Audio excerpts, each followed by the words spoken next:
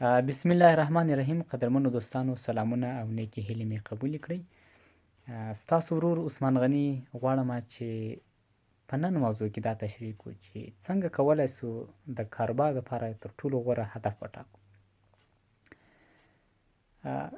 ځینو لیکوالانو په خپلو لیکنو کې دا ویلي دي چې هدف د تخم په څیر دی.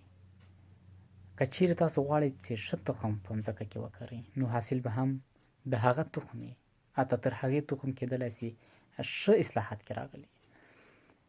که چیرې موږ او تاسو ښه هدف ولرو، غوره هدف ولرو، نو پایلې هم همداسې غوره راځي.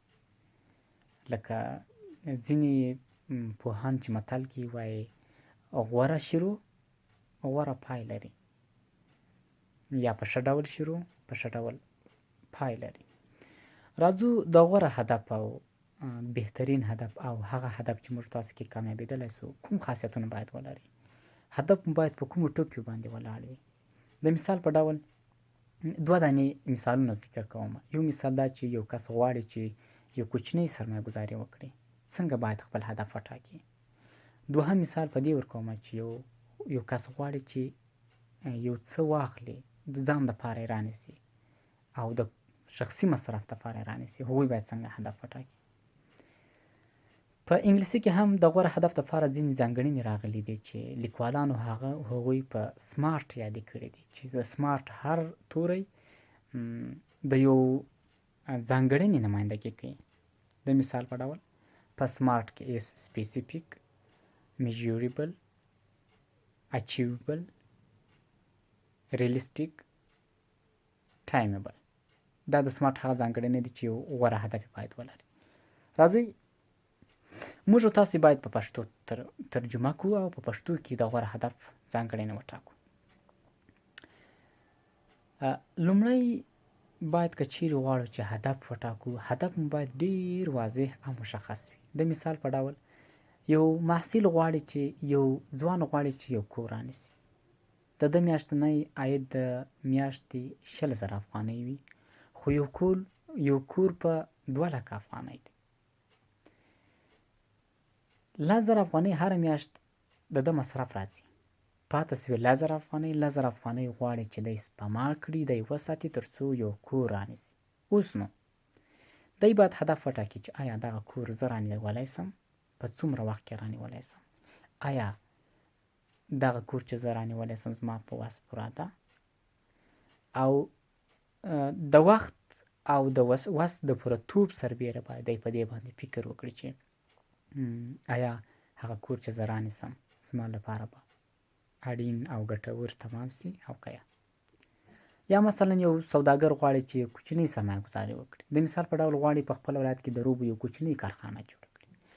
کله چې د روبو کارخانه جوړوي، طبعا دی باید له ځان سره دا سوچ وکړي چې آیا زه بودیجه ورته لرم، آیا په دې ښار کې به رومي بانجان په پریمانه ډول ترلاسه سي، آیا که چیرې زه روب جوړ کړم هغه معادلې چې په روب جوړولو کې کاریږي، هغه تجربې، آیا هغوی به له ما سره نور کسان له ما سره دا شریکې کړي، یا که زه ماهر کسان ورته پیدا کړم. دا هغه څه دي چې هدف باید ډېر مشخص وي. ځینې دوستان غواړي سرمایه ګذاري وکړي، غواړي تجارت وکړي، زړه یې غواړي چې تجارت وکړي، اما مشخص هدف نه لري. کله په یوه شي کې سرمایه ګذاري وکړي، کله په بل شي کې سرمایه ګذاري وکړي، کله خپل شی خرڅ کړي، کله یې د بل سره شریک سي. دا هغه څه دي چې دوی لکه هغه ټوپهونکي مرغه داسې کله له یوه شاخه بل ته پورته سه، کله له بل شاخه بل ته پورته سه. راځو د هدف ځانګړتیاوې. هدف باید مشخص او واضح وي، چې په انګلیسي کې ورته سپیسیفیک وایي. دومره واضح وي چې یو ماشوم هم په دې پوه سي چې ستاسو هدف څه دی. دوهم، هدف باید میجوریبل یا د اندازې وړ وي. آیا دا هدف چې زه ترلاسه کوم یا ما ټاکلی دی 100% امکان لري چې دا حاصل سي؟ آیا دا هدف چې زه ترلاسه کوم په څومره اندازه باندې ماته د قناعت وړ دی، یا څومره په کومو درجو باندې، په کومه طبقه بندي باندې، یا په کومه رتب بندي باندې، یا په کومه فیصدي باندې، په هر اندازه چې تاسو ورته ټاکئ هدف مو باید په هغه اندازه زیات ترلاسه کېدو وړ وي. د میجوربل ترڅنګ یو بل د هدف ځانګړتیا دا ده چې هدف باید اچیوبل یا د ترلاسه کېدو وړ وي. لکه مخکې چې مې هم یادونه وکړه چې 2% امکان دی چې دا هدف ترلاسه شي. د مثال په ډول یو کس غواړي چې سرمایه‌ګذاري وکړي دلته په افغانستان کې یا د مثال په ډول په زابل ولایت کې، اما دا سرمایه‌ګذاري د نشه یي توکو دا هغه هدف دی چې امکان نه لري چې دی د دې هدف ته ورسېږي، ځکه نشه یي توکي په اسلام مبارک دین کې هم حرام دي او دلته یوه اسلامي ټولنه ده او د دې ترڅنګ دولت هم اجازه نه ورکوي او د دې سربیره د دې ټولنې خلک هم له نشه یي توکو نفرت لري.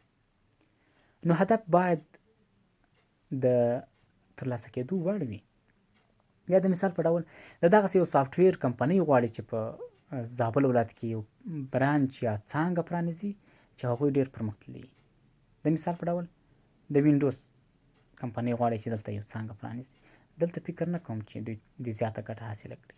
یو خو د دې ځای خلک غریب دي او بل د دې ځای خلک له ټکنالوژۍ سره دومره نه دي بلد لکه د امریکا د نیویارک د ښار یا د امریکا د هوایي د ښار یا هغه نور پرمختللي هیوادونه موږ یادونه کولی شو چې هغوی اوس ورسره بلد دي. بله مشخصه د غوره هدف دا ده چې هدف باید ریلسټیک یا د اعتماد وړ وي. آیا دا هدف چې زه ترلاسه کړم په دې باندې اعتماد لرم چې په دې هدف کې زه کامیابېږم؟ ترلاسه به سي، مصرف به مې باندې کړی، بودیجه مې باندې مصرف کړي، اما وروسته بیا دا باید پوښتنه له خپلو ملګرو له خپلو دوستانو وکړئ. خصوصا تاسو باید له هغو کسانو څخه زیاتې مشورې واخلئ چې په هغه په دې کار کې ماهره وي، تجربې یې ترلاسه کړې وي او خصوصا د اقتصاد له برخې دوستانو څخه تاسو مشورې واخلئ، ځکه چې هغوی څه نه څه ښه مشوره درکولی شي. آیا دا هدف د اعتماد وړ دی یا که دا هدف آخري ځانګړنه چې هغه وخت دی، ټایم دی، په څومره وخت کې موږ خپل هدف ترلاسه کولی شو، هغه وخت باید موږ ته مشخص وي. یو هدف په دغسې وخت کې ترلاسه کېږي چې 2-3 کاله وخت نیسي، اما زموږ ستاسو فرصتونه اوس د مادې وړ وي. 2-3 کاله وروسته کېدای شي هغه فرصتونه بیا موږ ونه لرو، نو هغه هدف څخه باید طبعا موږ تاسو پرهیز وکړو. یا مثلا دغسې هدف وي چې هغوی کلونه وخت نیسي، نو طبعا موږ له هغه هدفه تېرېږو چې ځکه زیات وخت نیسي. یا دغسې هدفونه چې ژر ترلاسه کېږي اما زیاته خپل کیفیت له لاسه ورکوي. دا هغه څه دي چې د هدف 5 ځانګړتیاوې موږ تاسو بیان کړي. سمارټ چې 5 ځانګړتیاوې پکې نغښتې دي. سپیسیفیک هدف باید مشخص وي. هدف باید میجوربل د اندازې وړ وي. هدف باید اچیوبل د ترلاسه کېدو وړ وي. هدف باید ریلسټیک یا د اعتماد وړ وي او هدف باید ټایمبل یا د هغه مشخص وخت چې باید موږ تاسو ترلاسه کړو د هغه په محور په اندازه کې وي، له هغې څخه وتلی نه وي. له توجه څخه مننه کوم چې زما یو څو خبرې او زموږ ستاسو بحث د هدف د مشخصاتو په باره کې مو واورئ. بیا هم نړۍ مننه.